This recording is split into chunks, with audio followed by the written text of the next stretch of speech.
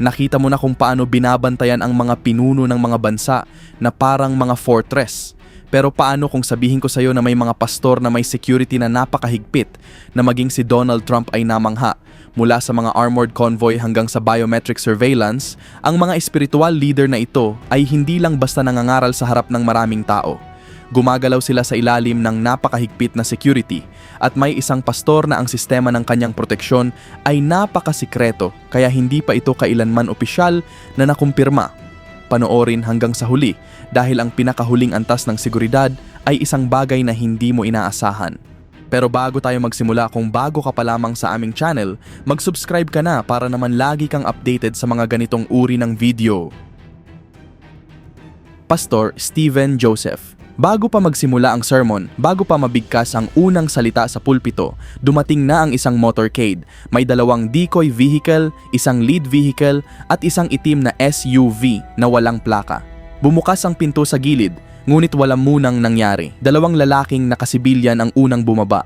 Ang isa ay maingat na sinuri ang mga tao sa paligid, habang ang isa naman ay nagbigay ng isang tahimik na senyas. Pagkatapos lamang nito lumalabas si Pastor Steven Joseph, kalmado, nakangiti at napapalibutan ng hindi nakikitang pader ng autoridad. Ayon sa mga nakasaksi, isang dating Pangulo ng Estados Unidos ang pinanood ang buong operasyon. Sinasabing maging si Donald Trump, na sanay na sa koordinasyon ng Secret Service, ay kitang-kitang humanga sa antas ng seguridad. At may dahilan naman talaga, ang seguridad ni Pastor Steven Joseph ay hindi lamang mataas ang antas. May hahambing ito sa seguridad ng isang Pangulo at marahil ay higit pa. Kasama sa kanyang security detail ang mga dating miyembro ng Special Forces na eksperto sa counter-surveillance at mabilisang paglikas kapag may banta. Tahimik silang kumikilos sa formation gamit ang mga earpiece na nakakonekta sa encrypted frequencies, hindi sa ordinaryong radio communication. Gumagamit din sila ng multi-layer threat modeling, isang sistemang hinango mula sa mga military conflict zone at mga international political summit. Ang kanyang sasakyan ay isang customized armored Mercedes-Maybach S680 na may VR-10 ballistic protection, self-sealing fuel tank at hiwalay na oxygen supply system, katulad ng ginagamit sa mga diplomatic convoy sa mga lugar na mataas ang panganib. Tinatayang nagkakahalaga ito ng $1.8 hanggang $2 million, hindi pa kasama ang mga espesyal na modification. Ngunit hindi lamang sa sasakyan nagtatapos ang seguridad. Ang bawat pagpasok at paglabas niya ay planado hanggang sa bawat minuto. Sinusuri muna ang layout ng venue, iniskan ang mga lokal na cellular network para sa anumang kahina-hinalang aktibidad at gumagamit ng facial recognition software upang bantayan ang galaw ng mga dumalo. Automatiko nitong natutukoy ang mga taong paulit-ulit na lumilitaw o nagpapakita ng kakaibang kilos. Hindi ito simpleng pag-iingat, ito ay bahagi ng kanilang standard protocol. Bagamat may mga nagtatanong kung kailangan ba talaga ng ganitong antas ng seguridad para sa isang pastor, iginiit ng kanyang mga malalapit na kasama na ang pagiging kilala ay may kaakibat na panganib. Ang kanyang impluwensya ay umaabot sa iba't ibang bansa at ang kanyang mga sermon ay dinadaluhan ng 10,000 tao. Hindi na lamang siya isang spiritual leader, isa na rin siyang posibleng target sa mas malawak na antas. Ang mas nakakagulat ay halos hindi mo mapapansin ang kanyang security team. Tahimik silang humahalo sa paligid. Walang sigawan. Walang eksenang nagpapakita ng lakas. Puro maingat, eksakto at planadong kilos. Nakikilos lamang kapag kinakailangan. Sa tingin mo ba, ang ganitong antas ng seguridad ay bagay sa isang pastor o para lamang sa isang pangulo? Dahil ang susunod nating tatalakayin ay isa pang ministeryo na may pandaigdigang TV network, biometric gate, at mga surveillance drone na umiikot sa himpapawid. At hindi ito pag-aari ng isang gobyerno, isa itong simbahan. Pastor Chris Oyakhilome, walang makakapasok ng walang verification. Iyan ang tahimik na patakaran sa bawat malakihang pagtitipon na pinangungunahan ni Pastor Chris Oyakhilome. Mula Lagos hanggang London, Johannesburg hanggang Houston, ang kanyang mga pagtitipon ay dinarayo ng mga tao na kasing dami ng dumadalo sa malalaking music festival. At kasabay ng napakalaking bilang ng tao ay ang panganib na kakaunti lamang na mga ministeryo ang handang harapin. Bagamat espiritual ang nasa entablado, ang seguridad sa paligid ay organisado at planado. Kadalasang dumaraan muna ang mga dumadalo sa biometric gates, kung saan tahimik na sinusuri ng facial recognition software ang kanilang mga mukha at ikinukumpara sa mga watchlist. Hindi ito chismis. Sa ilang piling venue, ito ang karaniwang proseso. Gumagamit din ng thermal scanner upang matukoy ang hindi pangkaraniwang galaw at mga kakaibang heat signature ng katawan. Kinokolekta ang facial data ng mga dumadalo sa real time at ikinukumpara sa mga behavioral algorithm na binuo sa pakikipagtulungan sa mga pribadong defense contractor. Hindi lamang ito simpleng mga security guard, isa itong antas ng security intelligence. Sa himpapawid sa ibabaw ng venue, may mga surveillance drone na lumilipad. Nilagyan ang mga ito ng high-definition zoom camera at aerial crowd mapping software. Mula sa isang nakatagong mobile command unit, minomonitor nila ang hindi pangkaraniwang galaw ng mga tao, mga kahina-hinalang grupo, at sino mang mabilis na kumikilos sa loob ng lugar. Kapag libu-libong buhay ang iyong pananagutan, ang tuloy-tuloy na pagmamanman mula sa himpapawid ay hindi na maaaring ipagsawalang bahala. Ang mga taong nasa likod ng operasyon ay hindi basta-basta lamang pinili.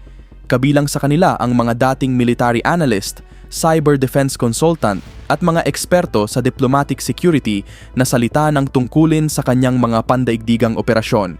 May ilan na namamahala sa pisikal na seguridad habang ang iba naman ay nakatutok sa mga digital na banta tulad ng social media activity, location-tagged posts at posibleng data breach. Ang kanilang seguridad ay hindi lamang para sa mismong event, saklaw nito ang buong ministeryo. Maging ang mga communication network ay dumaraan sa mahigpit na pag-filter. Sa mga rehiyong mataas ang panganib, gumagamit sila ng mobile signal jammer upang mabawasan ang posibilidad ng remote detonated device o iba pang uri ng panghihimasok mula sa labas. Sa kabila ng pagiging bukas ng kanyang ministeryo, halos hindi kailanman isinasa publiko ang eksaktong schedule ng paggalaw ni Pastor Chris. Kapag siya ay bumibiyahe, ginagawa niya ito ng tahimik. Pinoprotektahan siya ng mga armored vehicle na madaling humahalo sa normal na daloy ng trapiko habang ang kanilang convoy ay bihirang gumamit ng iisang ruta. Ngunit hindi lamang sa pisikal na seguridad nagtatapos ang kanilang paghahanda. Mayroon ding digital firewall na nagpoprotekta sa mga server ng ministeryo kasama ang mga team na nakabantay laban sa maling information at handang tumugon sa mga smear campaign o peking anunsyo ng mga event. Mga taktikang kadalasang ginagamit upang magdulot ng kaguluhan sa malalaking pagtitipon. Ang bawat sermon ay naipapalabas sa buong mundo. Ngunit ang nangyayari sa likod ng kamera ay halos kasing komplikado ng mismong nakikita ng mga manonood. Tinatayang umaabot sa $1 hanggang $1.5 million ang gastos sa full spectrum security para sa isang malaking pagtitipon, depende sa bansa at sa antas ng panganib. At dahil maraming ganitong event ang isinasagawa bawat taon sa iba't ibang kontinente, hindi na ito maituturing na paminsan-minsang proteksyon. Isa na itong buong infrastruktura ng seguridad. Hindi lamang naglalakad si Pastor Chris na may kasamang security. Kumikilos siya sa loob ng isang tahimik, maingat na pinaplano, at pandaigdigang sistema ng seguridad na idinisenyo hindi lamang para protektahan ang isang tao, kundi upang mapanatiling ligtas ang isang buong kilusan. Bishop David Oyedepo. Nagsisimula ang paghahanda bago pa man dumating ang mga mananamba. Isinasagawa muna ang surveillance check, perimeter sweep at pagtanggap ng pinakabagong intelligence report mula sa control room, isang pasilidad na itinayo hindi para sa palabas kundi para sa estratehiya. Ito ang Faith Tabernacle, ang punong himpilan ni Bishop David Oyedepo. At ang paraan ng pagpapatakbo nito sa usapin ng seguridad ay maihahambing sa isang presidential compound. Matatagpuan ito sa loob ng Canaan Land, isang napakalawak na complex sa Nigeria. Ang Faith Tabernacle ay higit pa sa isang simbahan. Isa itong maliit na lungsod na kinabibilangan ng Covenant University, iba't ibang institusyong pinansyal, mga residential area, at iba pang pribadong infrastruktura. Sa malalaking pagtitipon, umaabot sa mahigit 300,000 na mananamba ang maaaring dumalo. At kasabay ng ganitong kalaking bilang ng tao ay ang malaking panganib na dapat paghandaan. Dahil dito, napakahigpit ng security protocol ni Bishop Oyedepo. Hindi kailanman ganap na bukas ang access sa lugar. Ang mga pasukan ay pinatatag at binabantayan ng maraming antas ng security, kabilang ang mga tauhang may military training at mga undercover agent na nakasibilyan. Lahat ng sasakyang pumapasok ay dumaraan sa masusing inspeksyon. Ang ilan ay sinusuri gamit ang undercarriage inspection device, habang ang iba naman ay tinitingnan gamit ang handheld explosive detector. Ang mga bag ay pinapadaan sa X-ray machine at ang mga facial recognition camera ay nakapaloob mismo sa disenyo ng mga pangunahing gate. Sa loob ng compound ay may nakahandang tactical response team na sinanay sa riot control, mabilisang paglikas at pagligtas sa mga high-value target. Tahimik silang kumikilos.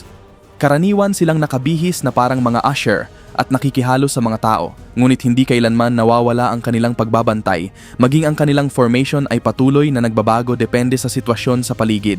Depende sa dami ng tao at sa lawak ng nakikitang paligid, halos hindi kailanman dumaraan si Bishop David Oyedepo sa isang ruta. Ang kanyang convoy na karaniwang pinangungunahan ng mga Armored Range Rover Sentinel o Toyota Land Cruiser na nilagyan ng ballistic protection ay gumagalaw sa ilalim ng mahigpit na radio silence. Napakadilim ng mga salamin ng mga sasakyan at ang lahat ng communication ay dumaraan sa mga secure communication line. Walang schedule ng kanyang paggalaw ang isinasa publiko. Sa mga malalaking pagtitipon gaya ng Shiloh, isang taunang pagtitipon na dinadaluhan ng mga kalahok mula sa mahigit 100 na bansa, nagbabago ang buong compound. Nagiging parang isang lungsod na nasa ilalim ng mahigpit na lockdown ang lugar. Nagdadagdag ng suporta ang mga pambansang ahensya ng seguridad, isinasagawa ang koordinasyon sa pagbabantay sa himpapawid at minomonitor ang aktibidad ng mobile network upang matukoy ang hindi pangkaraniwang paggamit ng mga SIM card o mga kahina-hinalang signal. Isa itong espiritual na pagtitipon, ngunit pinamamahalaan gamit ang mga protocol na karaniwang ginagamit sa intelligence operations.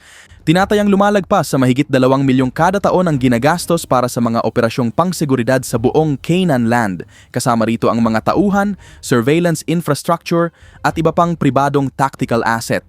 Ngunit para kay Bishop Oyedepo, hindi luho ang security. Isa itong mahalagang bahagi ng kanyang misyon, ang kaligtasan ng kanyang mga tagasunod at ang pagpapatuloy ng kanyang pandaigdigang ministeryo ay nakasalalay sa isang sistemang itinayo hindi lamang sa pananampalataya kundi pati na rin sa maingat na paghahanda. Sa loob ng Faith Tabernacle, ang pagsamba ang nakikitang sentro ng lahat. Ngunit sa likod nito ay may isang maingat na sistemang idinisenyo para sa katatagan, eksaktong koordinasyon at ganap na kontrol. Prophet David O, may mga simbahan na itinayo para sa pagsamba. Mayroon ding itinayo upang maging kahanga-hanga. Ngunit ang compound ni Propeta David O ay tila idinisenyo para sa ibang layunin, ang kaligtasan. Sa unang tingin, makikita lamang ang salamin, bato, at malalawak na bukas na espasyo. Ngunit sa ilalim ng payapang disenyo nito ay nakatago ang magkakapatong na sistema ng seguridad, psychological screening, at kahandaang maihahambing sa ginagamit sa mga operasyon ng militar. Kilala si Prophet David O bilang isang charismatic, kontrobersyal at prangkahang mangangaral. Ang kanyang mga sermon ay madalas na laman ng balita at ang kanyang mga pahayag tungkol sa pagpapagaling ay umaakit ng maraming mananampalataya. Kasabay nito, dumarami rin ang atensyong natatanggap niya at pati na rin ang mga posibleng banta. Dahil dito, hindi lamang simpleng RSVP list ang kanilang ginagamit. Ang kanyang simbahan, isang malawak na campus sa labas ng kabisera, ay planadong-planado ang pagkakadisenyo. May maraming alternatibong labasan at ang bawat anggulo ng gusali ay inayos upang magkaroon ng pinakamainam na visibility mula sa mga pangunahing command point. Sa pagitan ng mga haliging marmol at maayos na hardin ay nakatago ang mga thermal scanner, pressure-sensitive walkway at mga AI-powered behavioral monitoring system. Sa oras ng registration, dumaraan ang bawat dadalo sa isang masusing proseso ng pag-profile. Kasama rito ang pagkuha ng karaniwang impormasyon, pagsusuri sa mga dating kaugnayan, online activity, at maging ang maliliit na ekspresyon ng mukha na nakukuha sa facial capture system. Ang mga taong itinuturing na may mataas na panganib ay hindi kailanman sinasabihang sila ay na-flag. Tahimik lamang silang hindi pinapapasok, hindi dahil sa ginawa na nila, kundi dahil sa posibleng maaari nilang gawin. Ang bawat upuan sa loob ng venue ay natatanaw ng hindi bababa sa isang miyembro ng tactical security team. Lahat sila ay sinanay sa close quarters defense at crowd containment. Regular nilang nire-rehearse ang kanilang mga galaw bawat linggo. Maging ang evacuation drill ay isinasagawa ng hindi naaabala ang normal na daloy ng pagsamba. Kapag mataas ang antas ng banta, nakahanda sa likod ng kamera ang mga medical trauma kit at mga armored vehicle para sa agarang paglikas. Si Prophet David O mismo ay halos hindi kailanman pumapasok sa parehong lokasyon ng 2 beses. Karaniwan siyang gumagamit ng convoy na binubuo ng mga armored Lexus LX600 or mga espesyal na binagong Toyota Land Cruiser. Dumadating ang mga ito ilang minuto bago siya umakyat sa entablado. Tinatayang nagkakahalaga ang bawat sasakyan ng humigit kumulang $500,000 hanggang $700,000, depende sa configuration. Ang ruta ng kanyang convoy ay pinipili lamang sa huling sandali. Samantala, ang mga surveillance drone ay patuloy na nag-i-inspeksyon sa mga rooftop at paligid sa real time. Ngunit ang pinakamahalagang bahagi ng kanyang security plan ay hindi ang mga sasakyan o kagamitan. Ito ay ang information. Isang pribadong security firm ang tahimik na nagtatrabaho sa likod ng mga eksena upang subaybayan ang digital na usapan, suriin ang mga posibleng banta, at patuloy na i-update ang kanilang security protocol habang nagpapatuloy ang mga sermon. Anumang pagbanggit sa kanyang pangalan sa internet, maging positibo man o negatibo, ay sinusuri, inuuri at itinatala. May mga nagsasabing sobra na ang ganitong antas ng seguridad, ngunit para sa kanyang mga taga-suporta, isa lamang itong matalinong estratehiya upang mapanatiling ligtas ang kanilang leader at ang buong ministeryo. Ngunit malinaw ang naging resulta. Malaya siyang nakapagsasalita dahil ang kanyang proteksyon ay hindi lamang pisikal. Maingat din itong pinagpaplanuhan. Sa tingin mo ba, sobra na ba ang ganitong antas ng seguridad o sapat lang para sa isang spiritual leader sa kasalukuyang panahon?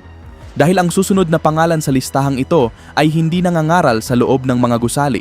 Nangangaral siya sa malalawak na bukirin sa harap ng napakalaking pagtitipon na ang dami ng tao mismo ang nagiging pangunahing hamon sa seguridad. Pastor Alf Lucao, walang tradisyonal na pulpito, walang malaking simboryo, walang stadium na may permanenteng upuan, malawak lamang na espasyo, napapalibutan ng higanteng sound system, LED tower, at dagat ng mga taong nagmumula sa bawat direksyon. Ganito mangaral si Pastor Alf Lucao. Hindi sa loob ng 4 na pader, kundi sa harap ng napakaraming tagasunod. At ang pamamahala sa ganitong kalaking pagtitipon ay nangangailangan ng higit pa sa pananampalataya. Kailangan nito ng mahusay na kontrol. Sa mga pagtitipong umaabot minsan sa mahigit 50,000 na katao, ang kanyang mga outdoor crusade ay mas kahawig ng isang operasyong may mataas na antas ng panganib kaysa sa isang karaniwang pagsamba. Bawat metro kwadrado ng lugar ay maaaring maging kritikal. Isang biglang dagsa ng tao o isang maling hakbang lamang ay maaaring magdulot ng malaking kaguluhan. Ngunit hindi ito nangyayari dahil sa likod ng mga awitan, pangangaral at mga sigaw ng haleluya, may isang surveillance system na walang tigil na nagbabantay. Gumagamit ang kanyang grupo ng AI technology na kayang suriin ang kilos ng malalaking grupo ng tao sa real time. Sa himpapawid, lumilipad ang mga drone na may thermal at high-resolution camera. Direkta nitong ipinapadala ang live video sa mga mobile command van na nakapwesto sa mga lugar na hindi madaling mapansin. Automatikong natutukoy ng sistema ang mga lugar na nagiging masikip, mga kakaibang galaw ng tao, at mga hindi pangkaraniwang pagbabago sa dami ng tao bago pa ito mapansin ng mga tauhan sa lupa. Sa mismong venue, maraming antas ang kanilang seguridad. Pinakamalapit sa entablado ang mga security personnel na nakasibilyan at nakahalo sa mga sumasamba. Wala silang anumang kagamitan na madaling makatawag ng pansin. Ngunit lahat sila ay nakakonekta sa iisang encrypted communication system. Ang kanilang pangunahing tungkulin ay hindi lamang tumugon kapag may insidente. Mas mahalaga ang maagap na pagtukoy sa posibleng problema bago pa ito mangyari. Sa labas ng unang security ring ay naroon ang mga tauhang sinanay sa riot control at psychological crowd management. Hindi sila gumagamit ng nakakatakot na presensya, walang uniforme, walang pagpapakita ng puwersa. Tahimik lamang silang nakapuwesto sa mga pangunahing daanan, labasan, speaker tower at mga lugar kung saan dumaraan ang transportasyon. Ang isa sa mga natatanging katangian ng sistema ni Pastor Lucao ay ang tinatawag na mirrored structure. Sa bawat nakikitang usher ay may katapat na tactical agent. Sa bawat photographer ay may nakatagong surveillance specialist. Sa ganitong paraan, naisasagawa ang pagmamanman ng hindi naaapektuhan ang normal na daloy at sigla ng pagtitipon. Para sa transportasyon at emergency response, gumagamit sila ng mga Toyota Land Cruiser na binago ng Incas at mga espesyal na Toyota Hilux na nilagyan ng bullet-resistant panel. Tinatayang nagkakahalaga ang bawat isa ng mahigit $300,000. Palaging may mga ambulansyang nakaantabay. Naaprubahan na rin ang mga posibleng air evacuation route at regular na isinasagawa ang rehearsal ng iba't ibang evacuation protocol.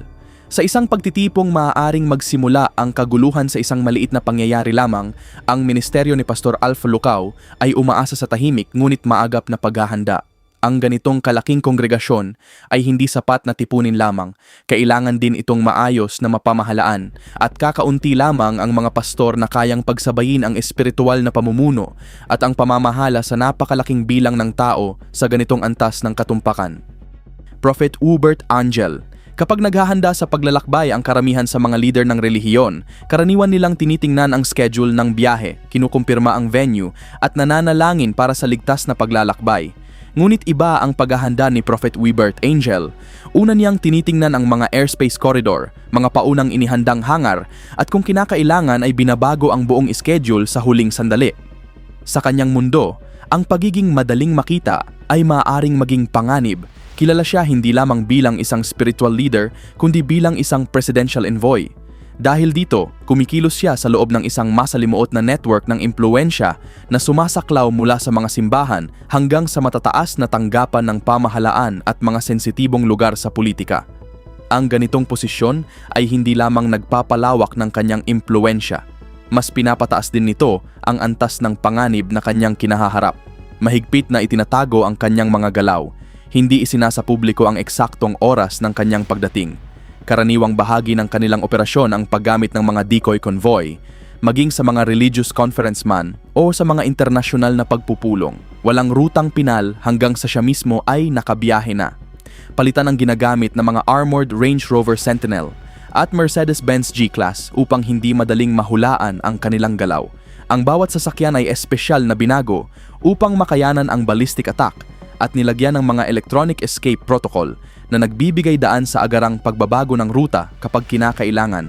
Depende sa antas ng armor at electronic countermeasure, tinatayang nagkakahalaga ang bawat sasakyan ng humigit kumulang $400,000 hanggang $600,000. Ngunit ang seguridad sa lupa ay isa lamang sa maraming antas ng kanyang proteksyon. Ang mga pribadong flight ay inaaprubahan sa pamamagitan ng mga diplomatikong proseso ilang araw bago ang biyahe.